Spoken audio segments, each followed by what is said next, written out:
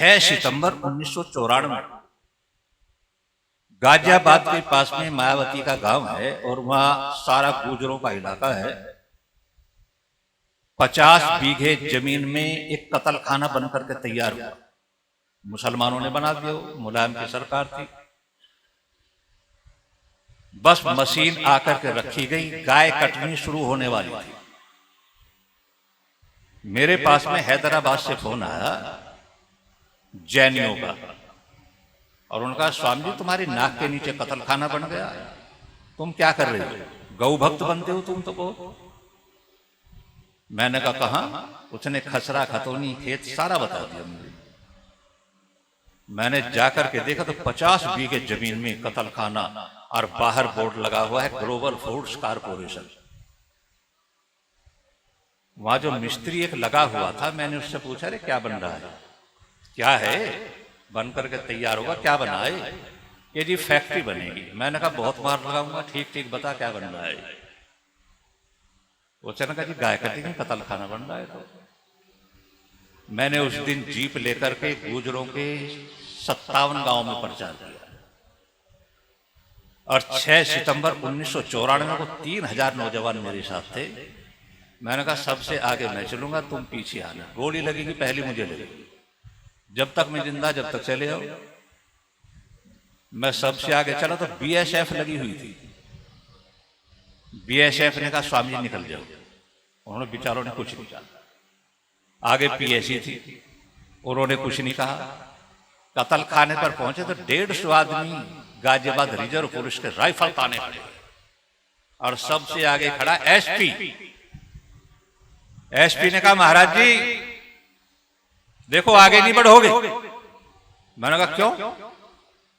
कि तुम्हें दिखाई दे रहा है 150 आदमी राइफल लिए खड़े हैं, एक एक गोली राइफल से लिगड़ेगी तो तेरी धुर्रियां उड़ जाएंगी।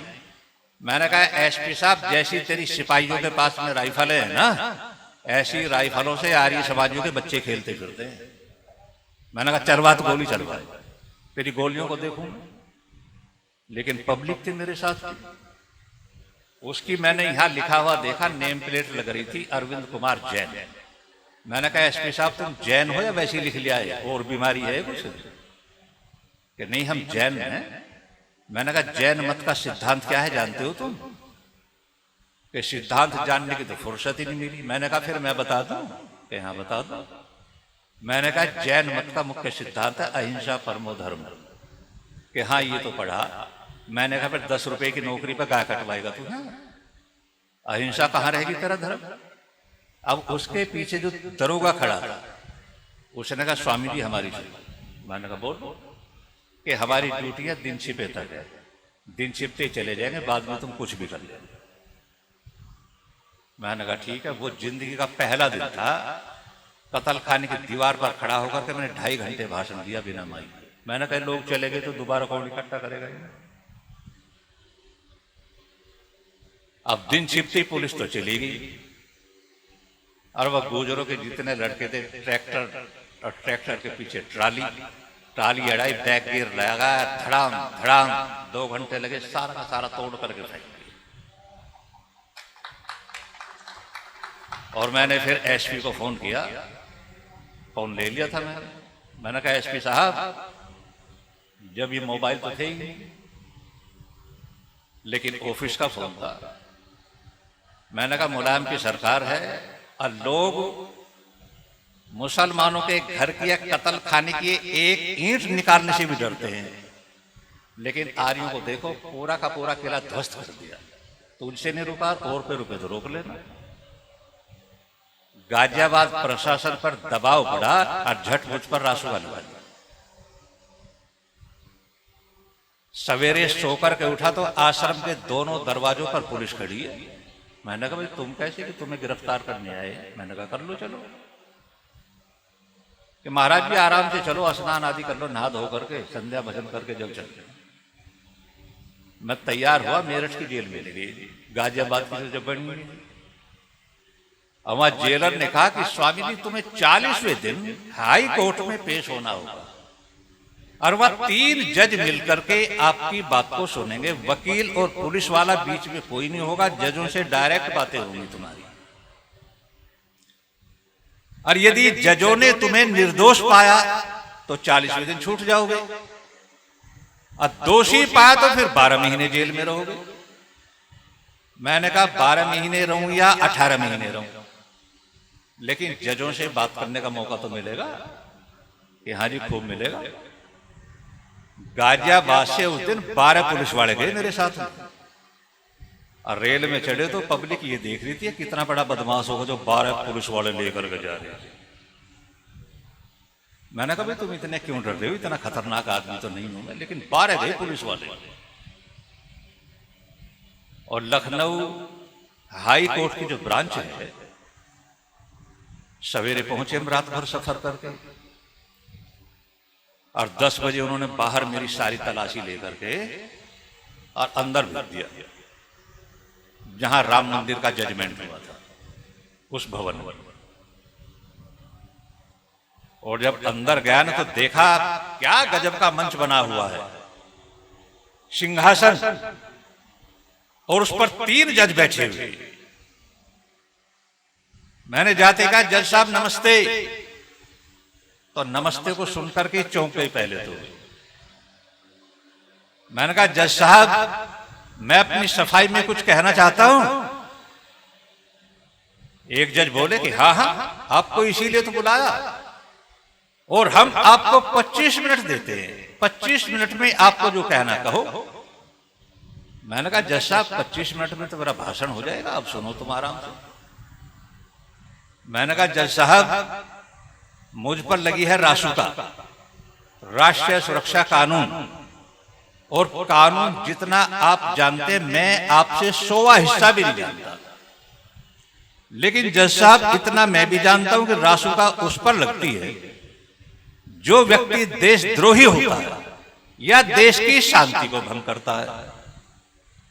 कि हाँ उसी पर लगती है। मैंने कहा तो मैं क्या देशद्रोही हो सकता हूं?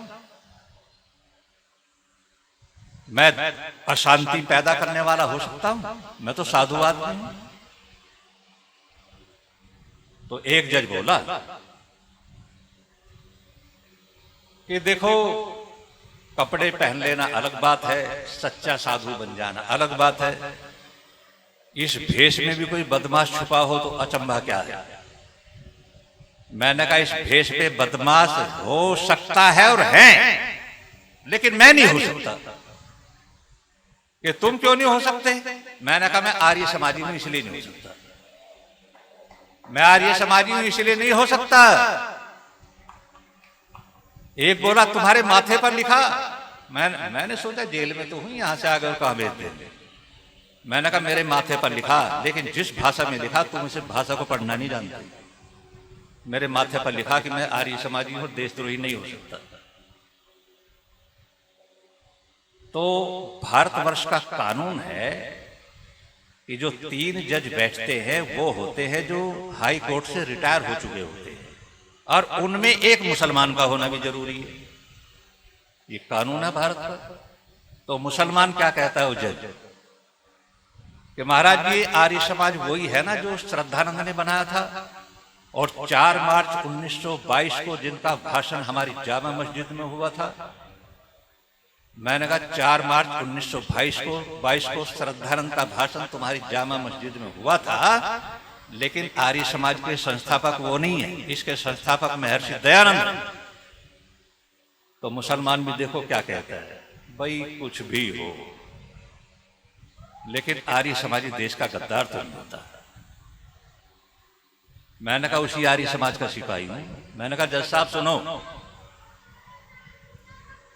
मैंने कहा एक देश का सबसे बड़ा, मैं जिसको देश का सबसे बड़ा, मैंने कहा देखो आर्य समाज के विषय में क्या कहता है। नौजवानों से कह रहा हूं, आपने सुना होगा कि कांग्रेस के इतिहास में लिखा है 85% आर्य समाजियों ने कुर्बानी देकर के देश को आजाद कराया। याद रखना कांग्रेस के इतिहास में कहीं नहीं लिखा है, और ये गांधी ने लिखने नहीं दिया था। सीता पट्टाभी रमैया ने अपनी जीवनी में लिखा, लेकिन कांग्रेस के इतिहास में गांधी ने लिखने नहीं दिया था। और उसने ये कहा था यदि तुम इस बात को लिख दोगे तो आगे आने वाली पीढ़ियां सब आर्य समाज के गीत गाएंगी, कांग्रेस को कोई पूछने वाला नहीं है। इसलिए उस ने लिखने नहीं दिया था। लेकिन एक आदमी लिखता है, देखो इस हिंदुस्तान का बहुत बड़ा दुश्मन, आपको पता 13 अप्रैल 1919 को जलियांवाले बाग का कांड हुआ, और जलियांवाले बाग का कांड कराने वाला था माइकल ओडवायर, जो पंजाब का गवर्नर था, और गोलियां चलाने वाला था जनरल डायर। जनरल डायर तो 7 साल बीमार रह करके मर गया था।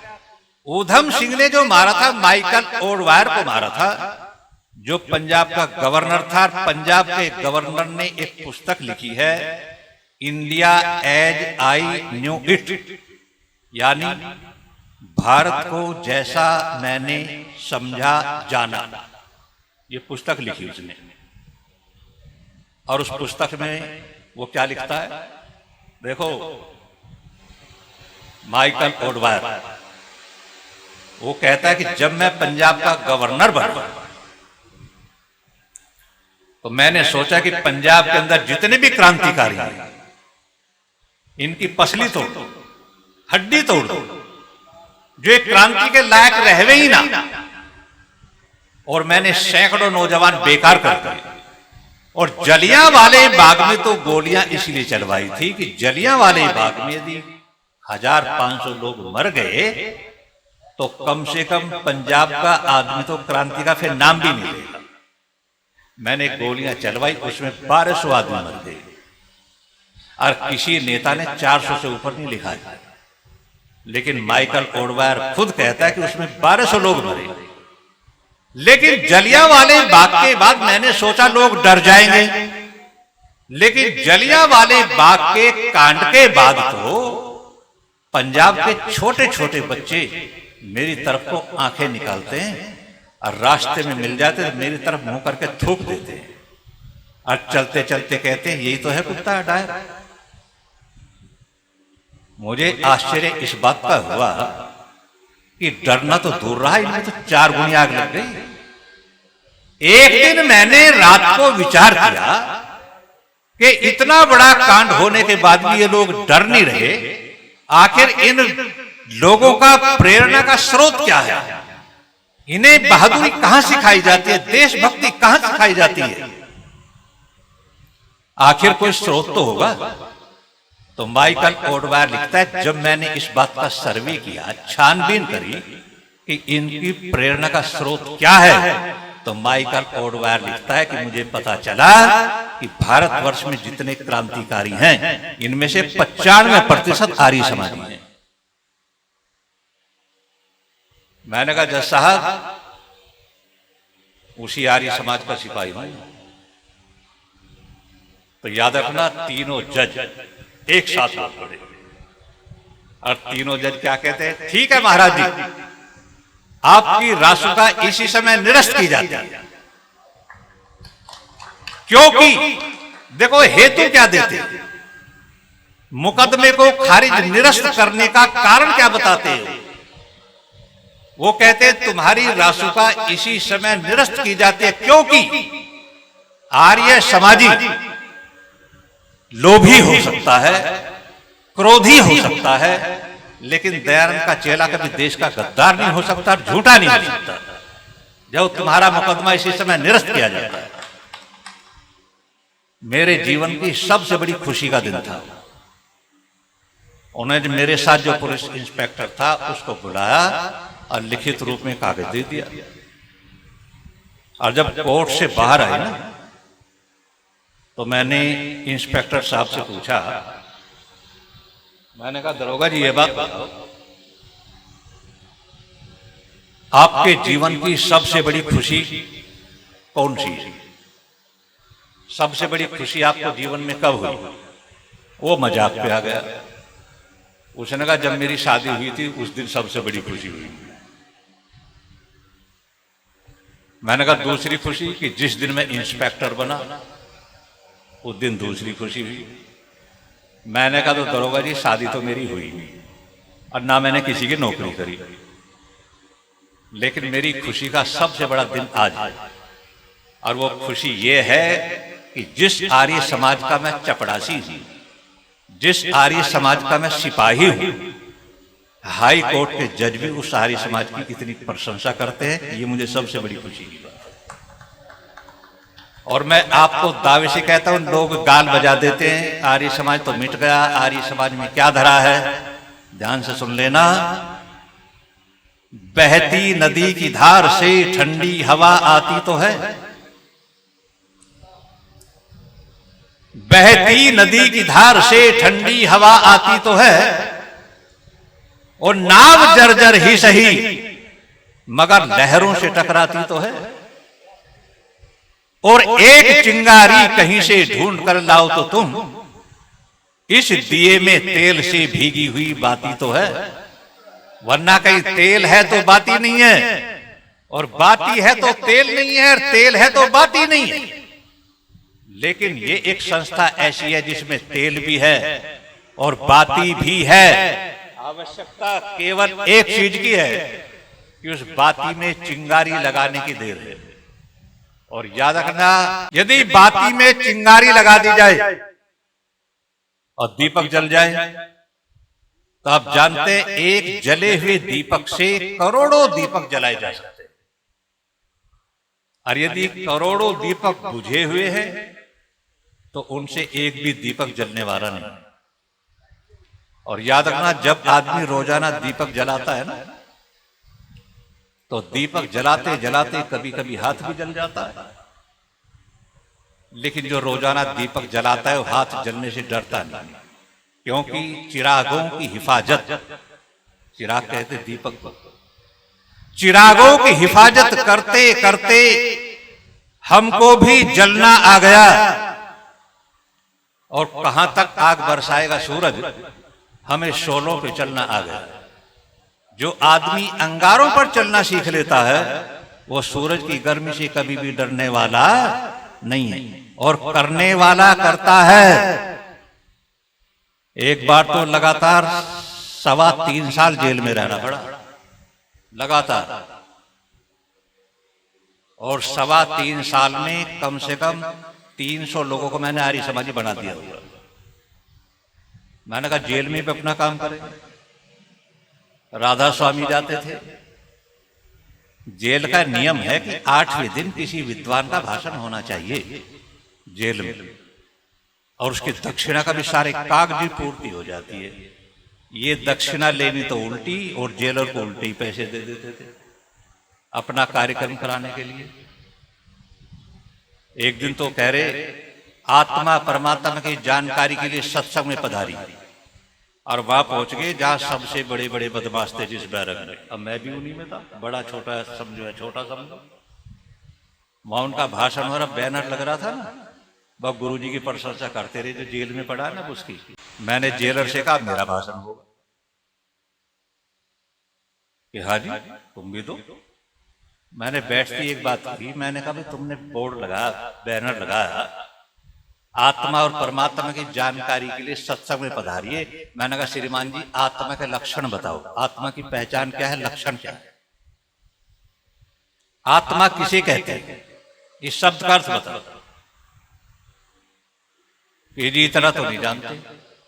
मैंने कहा परमात्मा का बताओ, कि इतना भी नहीं जानते। मैं कहा तो जितना जाने उतना बता दे, कुछ तो जानता होगा। कि ना जी हमें पता नहीं। वहां से चल पड़े, और चलते हुए पता क्या कहते हैं, हमें क्या पता था आर्य समाजी जेल में भी मिल जाएंगे,